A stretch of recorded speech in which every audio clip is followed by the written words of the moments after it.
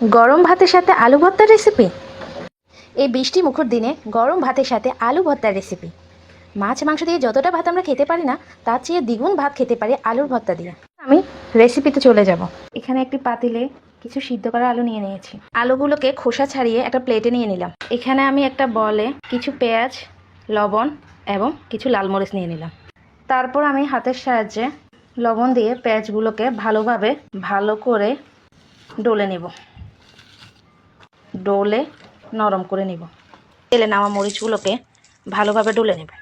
তারপর পেঁয়াজগুলো আর মরিচগুলোকে একসাথে মিক্স করে ফেলতে হবে। অল্প পরিমাণে কিছু সরিষার তেল দিয়ে দেব।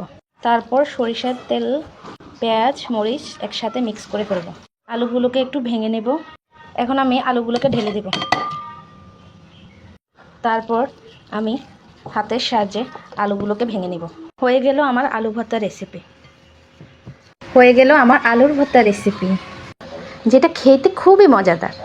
যদি থাকে তার সাথে ডাল আর ডিম ভাজি, তাহলে তো কোনো কথাই নেই।